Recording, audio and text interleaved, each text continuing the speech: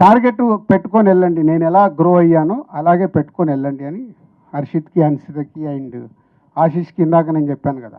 Example, top హీరోస్ని ఇచ్చా, Telugu, Tamil, Hindi top హీరోలో journey చూడు.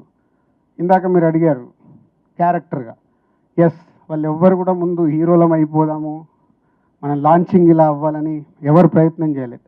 తెలుగు, తమిళ్, హిందీలో ఉన్న టాప్ మోస్ట్ సూపర్ స్టార్స్ ముగ్గురు పేర్లు ఇచ్చి, ఇగో వీళ్ళు నీకు ఎగ్జాంపుల్, నీ జర్నీ అలా ఉండాలి. నువ్వు మెల్లిగా మెల్లిగా మెల్లిగా క్యారెక్టర్ నోన్ చేసుకొని ఆర్టిస్ట్గా ఎదిగావు అనుకో, నీకు లాంగ్ జర్నీ ఉంటుంది. ఇప్పటిదిప్పుడు హీరో అయిపోయి రెండిట్లు కాగానే 4 ఫ్లాప్లు అయినాయి అనుకో, ఇక్కడ మర్చిపోతారు. సో ఎవ్రీ సినిమా నీకు కొత్త సినిమానే, పట్టుకొని జర్నీ చేయని చెప్తే ట్రై చూద్దాం. సార్, అంటే ఇందాక మీరు అన్నారు చాలామంది కొత్త దర్శకులను మీరు వరుసగా ఇంట్రడ్యూస్ చేశారు.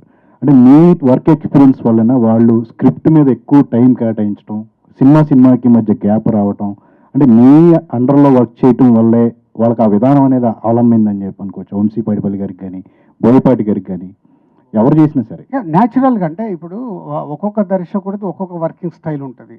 ఇప్పుడు సుకుమార్ ఇవాళ ఆల్ ఇండియాలో టాప్ 3 దర్శకుల్లో మా సుకుమార్ ఒకడు, నాకు చాలా గర్వంగా ఉంది. అలాగే మా బన్నీ ఇవాళ ఇండియన్ ఫిలిం ఇండస్ట్రీలో ఒక టాప్ రేంజ్లోకి వెళ్ళిపోయారు. ఒక్కొక్కరిది, సుకుమార్ది ఒక వర్కింగ్ స్టైల్, బోయపాటిది ఒక వర్కింగ్ స్టైల్, భాస్కర్ది ఒక వర్కింగ్ స్టైల్, వంశీది ఒక వర్కింగ్ స్టైల్, ఇట్లా డిఫరెంట్ పోతే మేము అందరం ఇందాక వారు అన్నట్టు హీరోలు కూడా గ్రో అయిన హీరోలు. ఎస్, ఎన్టీఆర్, ప్రభాస్, బన్నీ, నేను అందరం ఆల్మోస్ట్. ఎన్టీఆర్ మాకు సీనియర్, నేను డిస్ట్రిబ్యూటర్ అన్నప్పుడు. బట్ నేను ప్రొడ్యూసర్ అయినప్పుడే ప్రభాస్, బన్నీ ముగ్గురు సినిమాలు మేము ఒకటేసారి రిలీజ్ అయ్యాయి.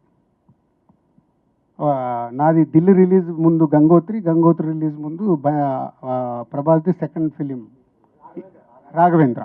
1 వీక్లో. సో అందరం అలాగే గ్రో అయ్యాం. ఇప్పుడు ప్రభాసు, బన్నీ, ఎన్టీఆర్ మేమందరం జర్నీ, వాళ్ళందరూ ఇవాళ ఆల్ ఇండియాలో టాప్ పొజిషన్లో ఉన్నారు. ఈ 20 ఇయర్స్లో మా journey it's a great journey. మొన్నే బన్నీ, నేను, సుకుమార్ అనుకున్నాం.